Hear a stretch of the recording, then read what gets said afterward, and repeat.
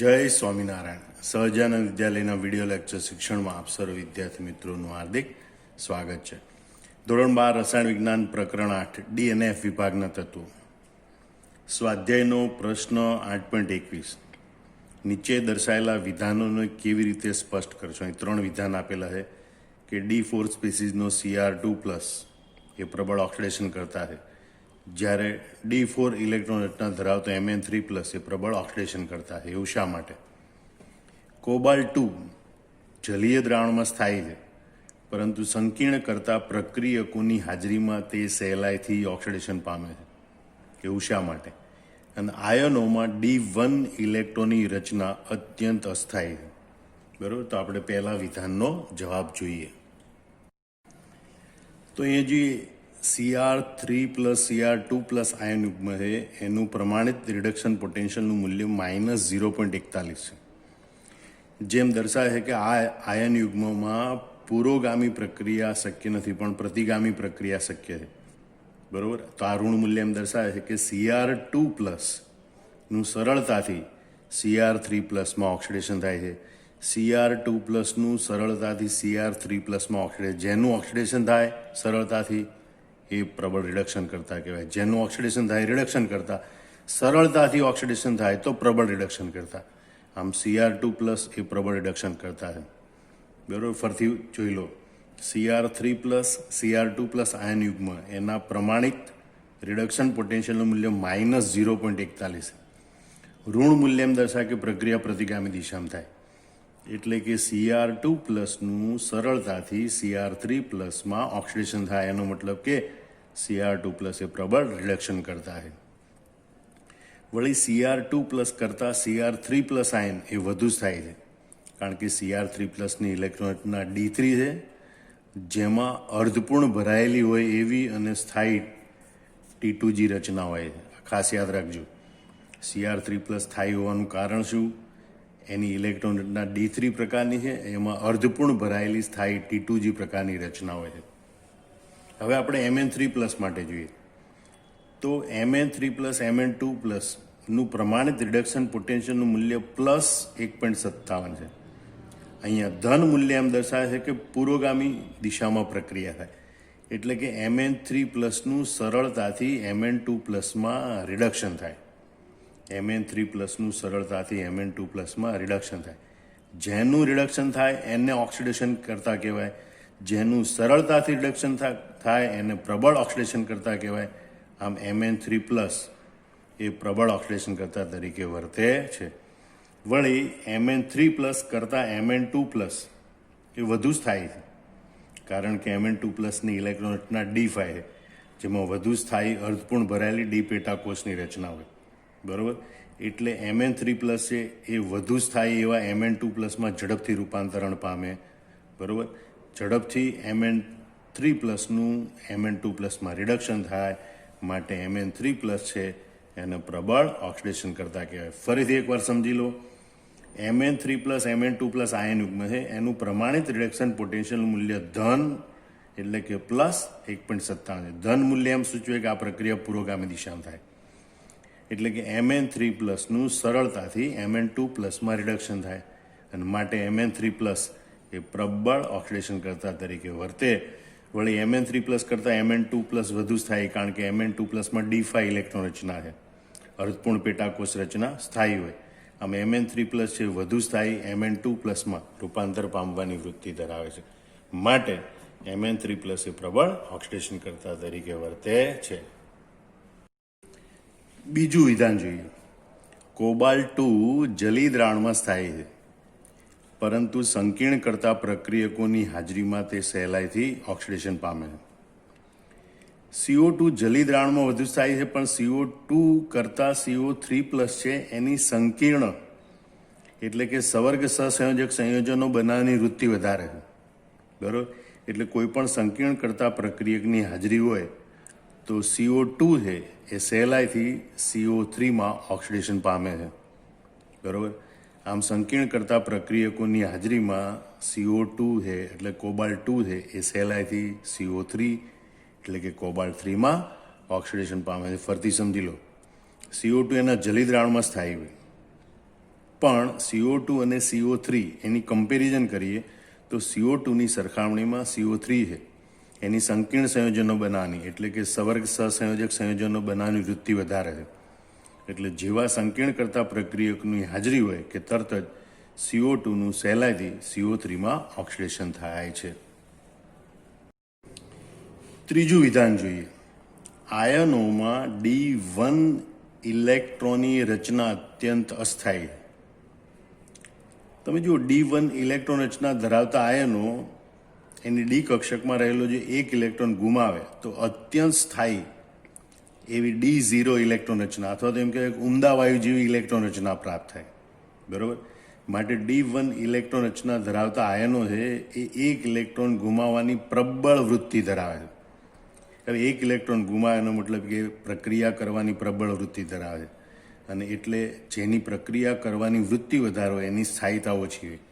આમ D1 electron રચના ધરાવતા આયનો છે એ અસ્થાયી હોય છે. ફરીથી સમજી લો. D1 ઇલેક્ટ્રોન રચના ધરાવતા આયનો ડી કક્ષકમાં એક જ ઇલેક્ટ્રોન, એક ઇલેક્ટ્રોન દૂર થાય એટલે D0 અથવા તો એમ કહેવાય કે ઉમદા વાયુ જેવી ઇલેક્ટ્રોન રચના પ્રાપ્ત થાય, જે અત્યંત અથવા તો ખૂબ જ સ્થાયી ઇલેક્ટ્રોન રચના છે. બરાબર. માટે આવા આયનો એક ઇલેક્ટ્રોન ગુમાવવાની પ્રબળ વૃત્તિ ધરાવે છે. એનો મતલબ કે એઓ પ્રક્રિયા કરવાની સક્રિયતા ખૂબ જ ધરાવે છે. અને સક્રિયતા વધારે હોય તો સ્થાયીતા ઓછી. અને માટે D1 ઇલેક્ટ્રોન રચના ધરાવતા આયનો એ ખૂબ જ અસ્થાયી હોય છે. સ્વાધ્યાયનો પ્રશ્ન 8.22. વિષમીકરણનો અર્થ શું થાય? જલીય દ્રાવણમાં વિષમીકરણ પ્રક્રિયા માટેના 2 ઉદાહરણ આપો. જ્યારે કોઈ તત્વની એક ચોક્કસ ઓક્સિડેશન અવસ્થા એ તેનાથી ઊંચી અને નીચી ઓક્સિડેશન અવસ્થા કરતાં ઓછી સ્થાયી હોય, બરાબર, એના કરતાં ઊંચી ઓક્સિડેશન અવસ્થા અને એના કરતાં નીચી ઓક્સિડેશન અવસ્થા, એમ બંને કરતાં આ વચગાળાની ઓક્સિડેશન અવસ્થા એ ઓછી સ્થાયી હોય, ત્યારે તેનું ઓક્સિડેશન અને રિડક્શન બંને એક જ સાથે એક જ પ્રક્રિયામાં થાય છે. બરાબર. તેને તે ઓક્સિડેશન અવસ્થાનું વિષમીકરણ થયું કહેવાય અને એવી પ્રક્રિયાને વિષમીકરણ પ્રક્રિયા કહેવાય. ટૂંકમાં કોઈ એક જ સ્પીસીઝ હોય, એક જ પ્રક્રિયામાં ઓક્સિડેશન પણ પામે, રિડક્શન પણ પામે તો તેનું વિષમીકરણ થયું કહેવાય અને એવી પ્રક્રિયાને વિષમીકરણ પ્રક્રિયા કહેવાય. દાખલા તરીકે જલીય દ્રાવણમાં Cu+ આયન છે, એની જલીકરણ એન્થાલ્પી ઓછી છે. બરાબર. એટલે એના કરતાં કોપર ધાતુ વધુ સ્થાયી છે અને Cu+ આયન વધુ સ્થાયી છે. અને એટલે જલીય દ્રાવણમાં Cu+ આયન છે એનું રિડક્શન થઈ કોપર ધાતુ બને છે, તેમજ તેનું ઓક્સિડેશન થઈ Cu2+ આયન પણ બને છે. આમ Cu+ આયન છે એનું વિષમીકરણ થાય છે અથવા તેમ કહેવાય કે Cu+ની +1 ઓક્સિડેશન અવસ્થા છે એનું વિષમીકરણ થાય. અહીંયા તમે જો +1 ઓક્સિડેશન અવસ્થા ઘટીને 0 થાય એટલે કે ત્યાં રિડક્શન થાય અને +1 ઓક્સિડેશન અવસ્થા વધીને +2 થાય એટલે કે ત્યાં ઓક્સિડેશન થાય છે. આમ એક જ સ્પીસીઝ એનું રિડક્શન પણ થાય, ઓક્સિડેશન પણ થાય તો એવી પ્રક્રિયાને વિષમીકરણ પ્રક્રિયા કહેવાય. અહીંયા Cu+નું Cu ધાતુ અને Cu2+માં વિષમીકરણ થાય છે. બીજું ઉદાહરણ જોઈએ. મેંગેનેટ આયન MnO4 આયન એનું જલીય દ્રાવણમાં એસિડિક માધ્યમમાં વિષમીકરણ થાય છે.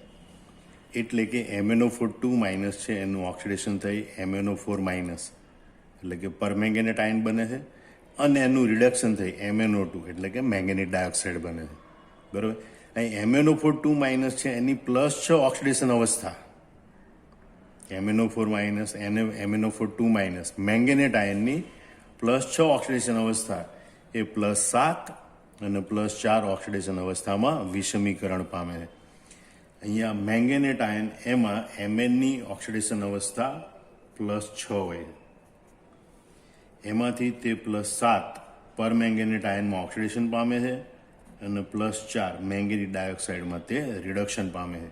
આમ એક જ સ્પીસીઝ ઓક્સિડેશન પણ પામે છે અને રિડક્શન પણ પામે છે. માટે આ પ્રક્રિયા એ મેંગેનેટ આયનની વિષમીકરણ પ્રક્રિયા કહેવાય.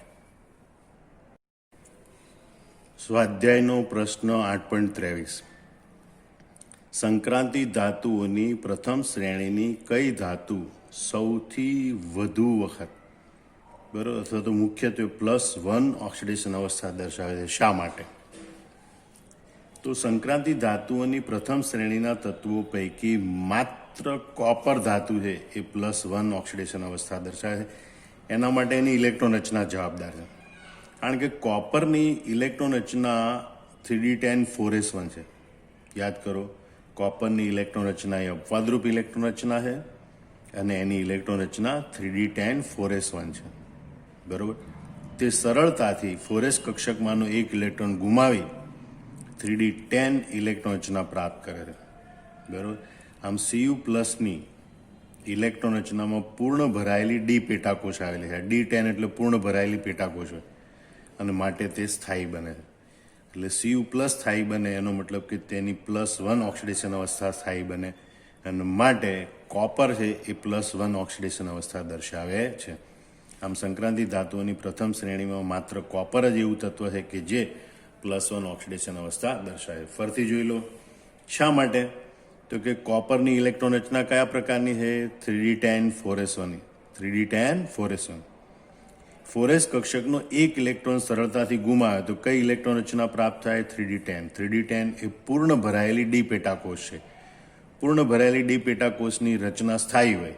બરાબર. આમ Cu+ એની ઇલેક્ટ્રોન રચનામાં પૂર્ણ ભરાયેલી ડી પેટાકોષ આવેલી છે માટે તે સ્થાયી બને છે અને આમ કોપર એ +1 ઓક્સિડેશન અવસ્થા દર્શાવે.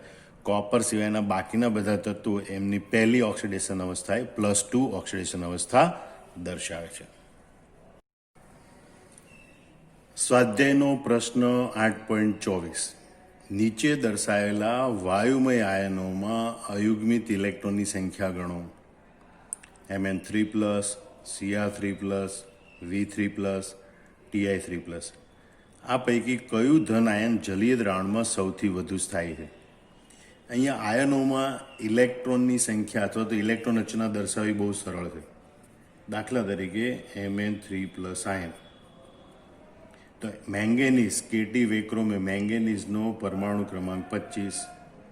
ડી અને એસ કક્ષકના મળીને કુલ 7 ઇલેક્ટ્રોન હોય. 5 ને 2 7, 7માંથી 3 જાય તો 4. એટલે Mn3+ની ઇલેક્ટ્રોન રચના આર્ગોન કમ્પ્લીટ 3d4 છે. બરાબર. અને એ 4 ઇલેક્ટ્રોનને આપણે 3d કક્ષકમાં ગોઠવીએ તો 1 2 3 4 એમ અહીંયા અયુગ્મિત ઇલેક્ટ્રોનની સંખ્યા બરાબર 4. બીજું આયન આપણને આપેલું છે Cr3+. ક્રોમિયમનો પરમાણુ ક્રમાંક 24. 4 ને 2 6 ઇલેક્ટ્રોન કુલ. 6માંથી 3 જાય તો 3. એટલે એની ઇલેક્ટ્રોનના આર્ગોન કમ્પ્લીટ 3d3. બરાબર. 3d કક્ષકમાં 3 ઇલેક્ટ્રોન ગોઠવાય અને એટલે અહીંયા અયુગ્મિત ઇલેક્ટ્રોનની સંખ્યા બરાબર 3. V3+ લઈએ આપણે. વેનેડિયમનો પરમાણુ ક્રમાંક 23. 2 ને 3 5 ઇલેક્ટ્રોન કુલ. 5માંથી 3 જાય તો 2. Argon complete 3d2 electron. બરાબર. એટલે એમાં 2 અયુગ્મિત ઇલેક્ટ્રોનની સંખ્યા હોય. અને છેલ્લે આપણે જોઈએ Ti3+. ટિટેનિયમ, એનો પરમાણુ ક્રમાંક 22. 2 ને 2 4 ઇલેક્ટ્રોન. 4માંથી 3 જાય તો 1. એની ઇલેક્ટ્રોનના આર્ગોન કમ્પ્લીટ 3d1. તો 3d કક્ષકમાં માત્ર 1 ઇલેક્ટ્રોન હોય અને 1 ઇલેક્ટ્રોન એ અયુગ્મિત હોય. એટલે Ti3+માં અયુગ્મિત ઇલેક્ટ્રોનની સંખ્યા કેટલી? 1. બરાબર. પણ જલીય દ્રાવણમાં આ બધા આયનો પૈકી કયું આયન સૌથી વધુ સ્થાયી હશે એમ કહેવાનું છે. બરાબર. તો જલીય દ્રાવણમાં આયનો પાણી સાથે જોડાઈને સંકીર્ણ બનાવે છે. બરાબર. અને સંકીર્ણમાં ધાતુ આયનની ડી કક્ષકોનું વિભાજન થાય છે અને T2G તથા EG એમ બે શક્તિ સ્તરો બને છે.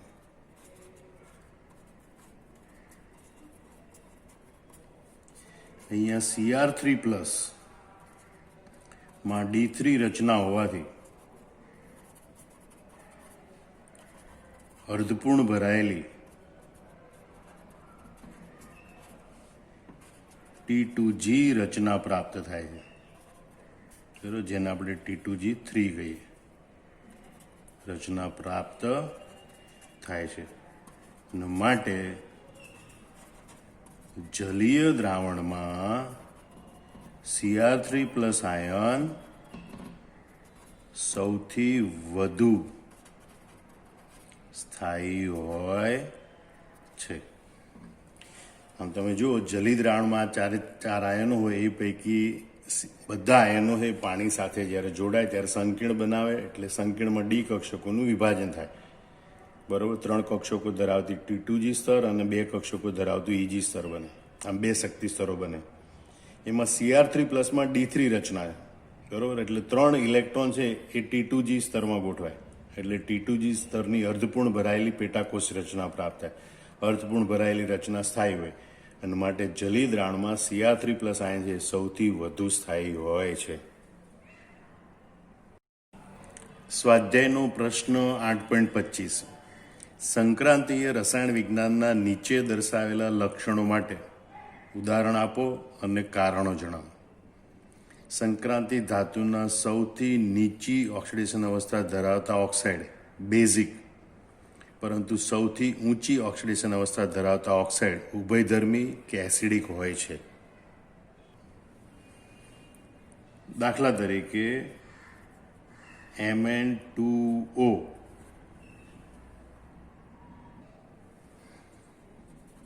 એ બેઝિક છે,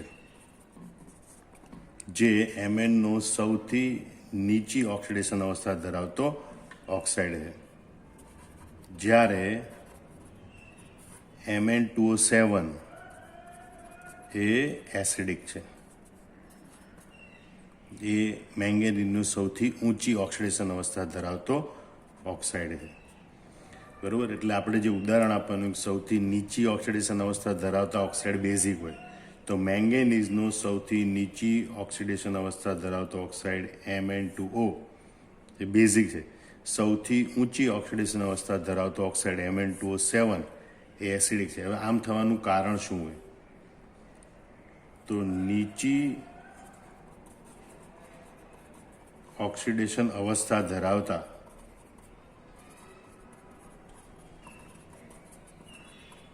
ઓક્સાઇડ આયનીય હોય છે, અને એવા ઓક્સાઇડ આયનીય ઓક્સાઇડ એ સ્વભાવે બેઝિક હોય છે.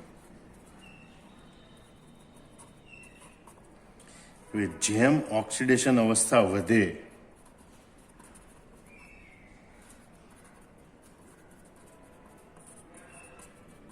તેમ આયનીય લક્ષણ ઘટે અને સહસંયોજક લક્ષણ વધે.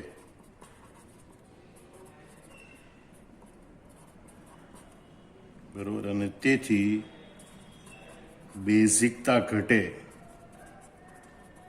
અને એસિડિકતા વધે.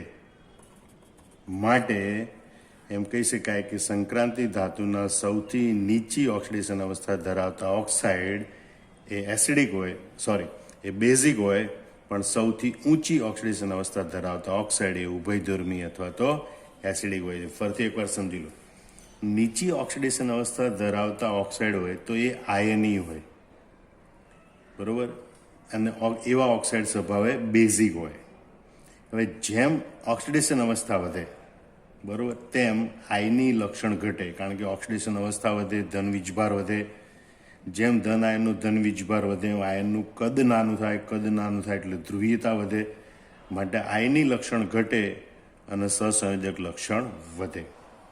અને સહસંયોજક જેમ લક્ષણ વધે એમ બેઝિકતા ઘટે અને એસિડિકતા વધે, બરોબર. માટે સૌથી નીચી ઓક્સિડેશન અવસ્થા ધરાવતા ઓક્સાઇડ બેઝિક હોય જ્યારે ઊંચી ઓક્સિડેશન અવસ્થા ધરાવતા ઓક્સાઇડ ઉભયધર્મી કે એસિડિક હોય છે. માટે જ મેંગેનીઝનો સૌથી નીચી ઓક્સિડેશન અવસ્થા ધરાવતો ઓક્સાઇડ મેંગેનીઝ 2 ઓક્સાઇડ એ બેઝિક છે, જ્યારે મેંગેનીઝ 7 ઓક્સાઇડ એ એસિડિક છે. હવે આપણે બીજું વિધાન જોઈએ કે સંક્રાંતિ ધાતુ ઊંચી ઓક્સિડેશન અવસ્થા તેના ઓક્સાઇડ અને ફ્લોરાઇડ સંયોજનોમાં દર્શાવે.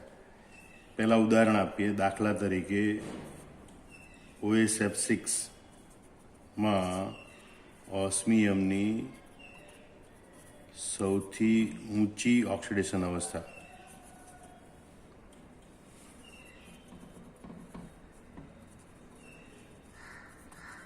+6 છે.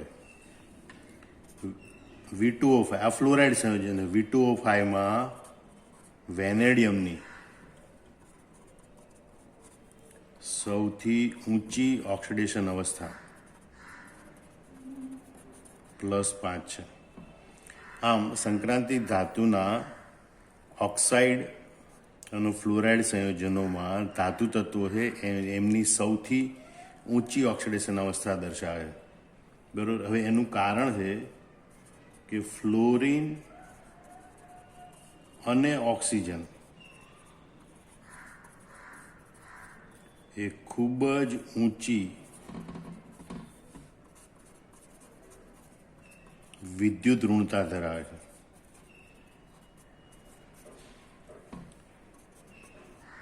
તેમજ તેમના પરમાણ્વીય કદ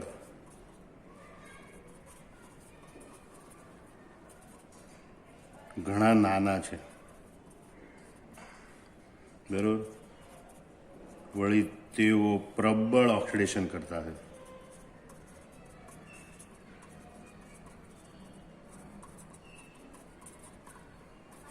માટે તે ધાતુ આયનના મહત્તમ ઇલેક્ટ્રોન સાથે ભાગીદારી કરી શકે છે કે મહત્તમ ઇલેક્ટ્રોન પ્રાપ્ત કરી શકે. બરાબર. અને તેથી એમ કહી શકાય કે સંક્રાંતિ ધાતુઓ તેમની ઊંચી ઓક્સિડેશન અવસ્થા એ તેના ઓક્સાઇડ અને ફ્લોરાઇડ સંયોજનોમાં દર્શાવે છે. બરાબર. ફરીથી એકવાર સમજી લો. ફ્લોરિન ઓક્સિજનની 3 લાક્ષણિકતા. પહેલી લાક્ષણિકતા કઈ કે ભાઈ ફ્લોરિન અને ઓક્સિજન એ ખૂબ ઊંચી વિદ્યુત ઋણતા ધરાવે છે. બરાબર. આખા આવત કોષ્ટકમાં સૌથી પહેલી ઊંચી વિદ્યુત ઋણતા ફ્લોરિન, બીજા નંબરની ઓક્સિજનની છે. બરાબર. એટલે આ બંને તત્વો ખૂબ ઊંચી વિદ્યુત ઋણતા ધરાવે છે. એટલે ગમે તેવા ધાતુ આયન પાસેથી ઇલેક્ટ્રોન યુગ્મ પ્રાપ્ત કરવાની કે ઇલેક્ટ્રોનની ભાગીદારી કરવાની ક્ષમતા ધરાવે છે. બરાબર. વળી તેમના પરમાણ્વિક જ નાના છે એટલે ધાતુ આયનની આસપાસ મહત્તમ સંખ્યામાં ગોઠવાઈ શકે છે. બરાબર. વળી તેઓ પ્રબળ ઓક્સિડેશન કરતા હોય અને માટે ધાતુ આયનના મહત્તમ ઇલેક્ટ્રોન સાથે ભાગીદારી કરી શકે છે અથવા તો મહત્તમ ઇલેક્ટ્રોન પ્રાપ્ત કરી શકે છે.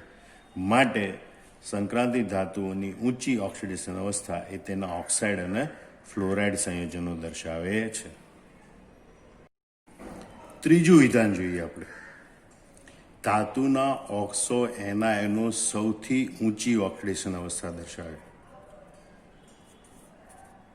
દાખલા તરીકે ક્રોમિયમના oxo anion Cr2O7 2- dichromate ion, CrO4 2- ion chromate ion. એમાં ક્રોમિયમ એ સૌથી ઊંચી ઓક્સિડેશન અવસ્થા +6 દર્શાવે છે. એ જ રીતે મેંગેનીઝનું ઓક્સો આયન MnO4- એમાં મેંગેનીઝ એ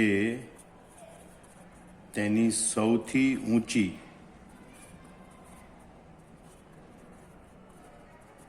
ઓક્સિડેશન અવસ્થા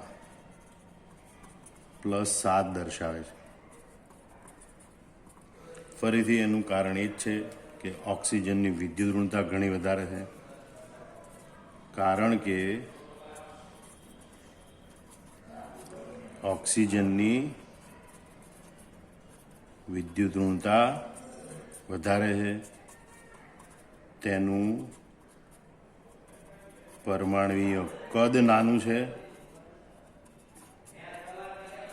અને તે પ્રબળ ઓક્સિડેશન કરતા છે.